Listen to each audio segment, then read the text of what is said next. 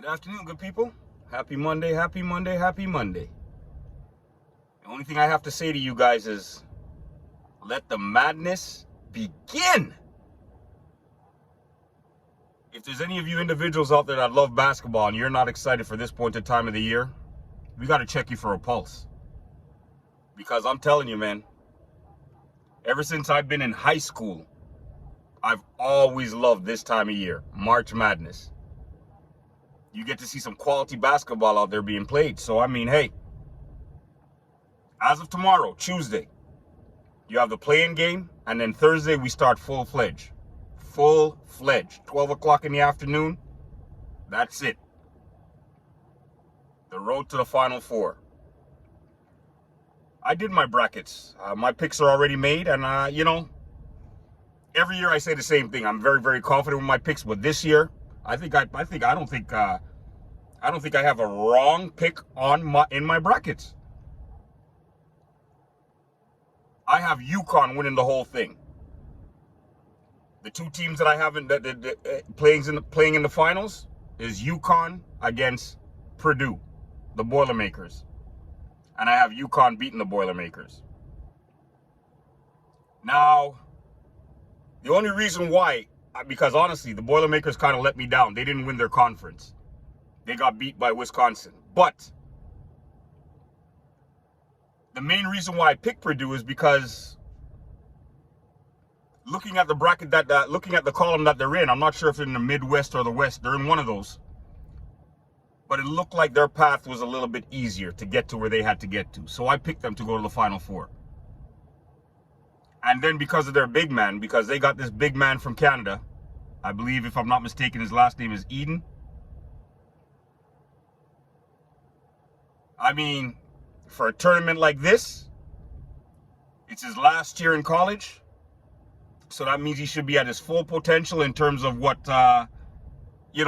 fundamentals he brings to the table. A tournament like this, he should shine. So that's the reason why I think, worst case scenario, he should at least be one of the final two teams playing for that championship.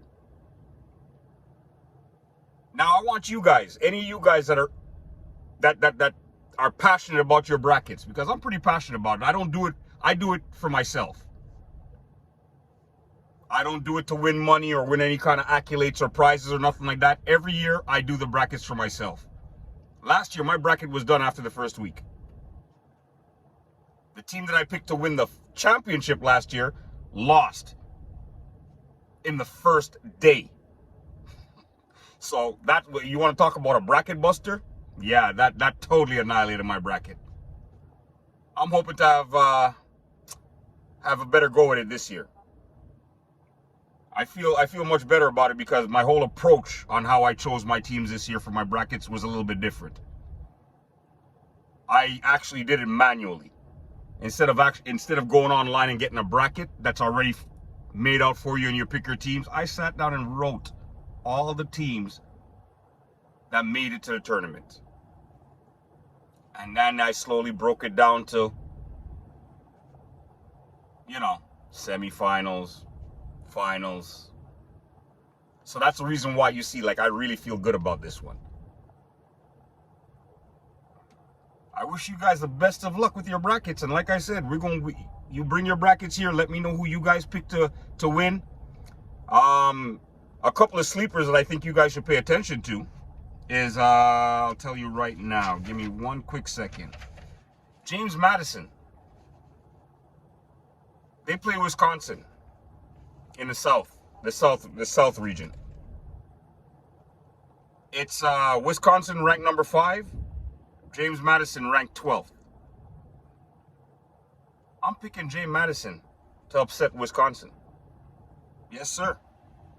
I feel pretty confident with that pick. There was another pick. Yeah, I got a couple of upsets. Yeah. And you guys got to understand, in this tournament, there's a lot of teams that we never get to see play for whatever reason. They're not televised. And you'll see these teams coming to the tournament, they're ranked 12th. Don't always pay attention to the rankings. Pay attention to the record. Because some of these guys are ranked 12th and they got a 31-2 record. they've won 31 times and lost only twice. Do you understand what I mean? So to us, when we see them come and beat a team like Kentucky and stuff like that, we call them a Cinderella team. But if you ever sit down and really pay attention to the record, what's really Cinderella about them? They've been playing ball the entire season. They don't know what it is to lose. And a lot of those teams are just like the NBA. I guess they're considered like maybe small market teams. You know, the university may not be as big as a Kentucky or whatever, so they don't get that much exposure. But just because they don't get exposure does not mean that their team is not potent, because a lot of those teams that don't get exposure, the reason why their teams are so strong, the reason why they don't have that many losses on the record is because that team has been together for a full 4 years.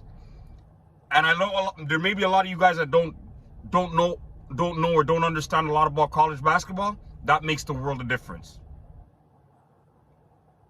It makes the world of a difference. Tim Duncan spent the full 4 years in college. When he came into the NBA, he was NBA ready to go. Why? Because he had everything he needed. He had all the fundamentals and all the full understanding of what it takes to be a winner. Unfortunately, the one and done guys, they got to go to the NBA and they got to figure it out. So you see a lot of those guys, they're not very, very effective the first 2 to 3 years in the league. Why? Because those 4 years that they should have been learning the game in college, they're learning it now in the NBA level. So that's why you guys don't pay attention to the rankings.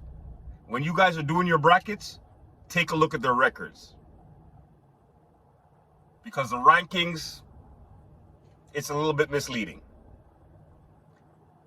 Another team that I think is gonna do a little bit of damage, McNeese.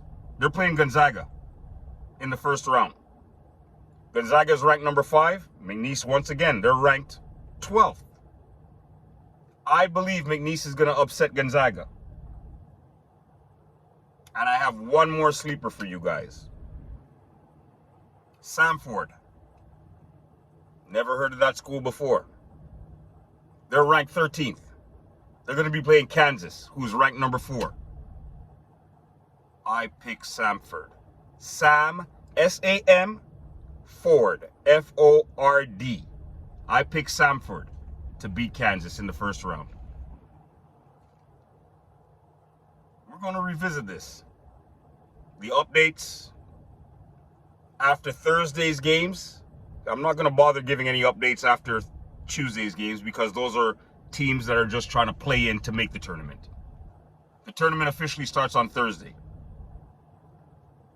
So after Thursday's games, which I'm thinking it's going to be Friday, that I'm going to be giving my updates for the Thursday matches.